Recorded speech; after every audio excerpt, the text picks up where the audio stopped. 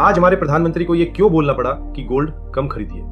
India हर साल भारी मात्रा में गोल्ड इंपोर्ट करता है, जबकि हम खुद बहुत कम प्रोड्यूस करते हैं। हम गोल्ड बाहर से मंगवाते हैं, इसलिए सरकार को पेमेंट डॉलर में करनी पड़ती है। जैसे जैसे रुपया कमजोर होता है, हमारे लिए हर इंपोर्ट महंगा हो जाता है। बहुत जल्द रुपया 150 प्रति डॉलर तक जा सकता है। अगर ऐसा होता है तो आपकी इंडियन इन्वेस्टमेंट्स की ग्लोबल परचेजिंग पावर आधी हो सकती है। इससे बचने का एक मजबूत तरीका है इंटरनेशनल डाइवर्सिफिकेशन थ्रू ETFs। आपको अपने पोर्टफोलियो में सिर्फ इंडिया में इन्वेस्ट करने की आदत को तोड़ना होगा। एक रिटेल इन्वेस्टर को डायरेक्ट US स्टॉक्स पिक करने की जरूरत नहीं है। आप इंटरनेशनल ETFs जैसे S&P 500, NASDAQ 100 या वर्ल्ड इंडेक्स ETFs में इन्वेस्ट कर सकते हैं। अगर आपने NASDAQ 100 ETF में निवेश किया है और कल रुपया 95 से 150 तक चला जाता है, तो आपकी इन्वेस्टमेंट की वैल्यू भारतीय रुपए टर्म्स में अपने आप काफी बढ़ जाएगी, भले ही US मार्केट ने 0% रिटर्न दिया हो। यही आपकी वेल्थ को रूपी डिप्रिसिएशन से बचाने का सबसे पावरफुल और लो कॉस्ट हेज है। आइडियल फाइनेंशियल प्लानिंग के हिसाब से आपके कुल इक्विटी पोर्टफोलियो का 10% से 15% हिस्सा इंटरनेशनल ETFs में हो सकता है। अगर आप इसका फायदा उठाना चाहते हैं तो अब बात करते हैं गोल्ड की। फिजिकल गोल्ड इंपोर्ट करना हमारी इकोनॉमी के करंट अकाउंट डेफिसिट को बढ़ाता है। अगर आपको पोर्टफोलियो के लिए गोल्ड चाहिए तो आप गोल्ड ETFs का इस्तेमाल करें।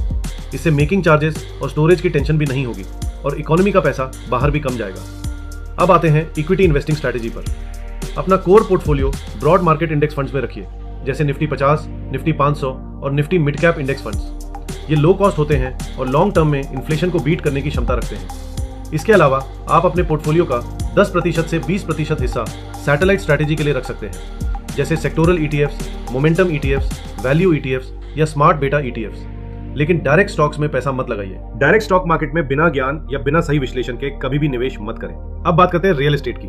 आने वाले समय में ज्यादातर इंडियंस के लिए घर खरीदना मुश्किल हो सकता है, क्योंकि अफोर्डेबल हाउसिंग बहुत कम बन रही है और लग्जरी हाउसिंग तेजी से बढ़ रही है। कई सिटीज में रेंटल यील्ड सिर्फ 2% से 3% है। यानी अगर आप 1.5 करोड़ का घर खरीदते हैं तो उसका किराया करीब 30 से 35 हजार महीना ही होगा, लेकिन EMI 1 लाख से ऊपर जा सकती है। इसलिए फाइनेंशियल प्लानिंग कहती है कि अगर अफोर्डेबिलिटी इशू है तो रेंट पर रहिए और EMI और रेंट के बीच का फर्क SIP के जरिए इक्विटी फंड्स में इन्वेस्ट कीजिए। 15 साल बाद आपके पास इतना बड़ा कॉर्पस बन सकता है कि आप कैश में अपनी पसंद का घर खरीद सकें। जॉब्स की बात करते हैं, AI और जॉब्स की। AI सिर्फ IT जॉब्स को नहीं बल्कि हर सेक्टर की जॉब्स को असर करेगा। आज AI टूल्स की मदद से एक इंसान कई लोगों का काम कर सकता है, इसलिए आने वाले समय में लेऑफ्स और ऑटोमेशन दोनों बढ़ सकते हैं।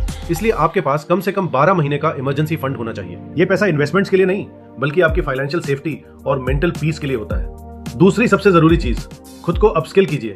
AI को अपना दुश्मन नहीं बल्कि अपना असिस्टेंट बनाइए। अपने स्किल्स को मोनेटाइज कीजिए, फ्रीलांसिंग और सेकेंडरी इनकम स्ट्रीम्स बनाइए। अब इस पूरी मास्टर क्लास का रिकैप। डायरेक्ट शेयर मार्केट से बचिए, ब्रॉड मार्केट इंडेक्स फंड्स को प्रायोरिटी दीजिए, 10 से 15% इंटरनेशनल ETFs में डाइवर्सिफाई कीजिए, हेल्थ इंश्योरेंस और इमरजेंसी फंड जरूर रखिए, मार्केट क्रैश के समय खरीदने के लिए लिक्विड कैश तैयार रखिए, AI के साथ अडेप्ट कीजिए और खुद को अपस्किल कीजिए।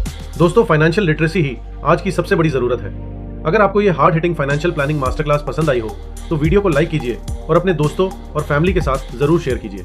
आने वाले समय में बहुत जल्द मैं, कांति लोढ़ा, फ्री ऑनलाइन वेबिनार लेकर आ रहा हूँ। इंडस्ट्री के जाने माने विशेषज्ञों का मार्गदर्शन हमें आर्थिक आजादी की ओर ले जाएगा और हम अपने देश को विकसित भारत बनाने में योगदान दे सकें। शताब्दी वर्ष 2047 के मिशन के साथ हमारा लक्ष्य है हर घर सोने की मोर को अधिक कामयाब बनाना। नीचे दिए गए लिंक पर क्लिक करें और हमारी WhatsApp कम्युनिटी से जुड़ जाएं ताकि आपको आने वाले वेबिनार की सभी जानकारियां समय पर मिल सकें।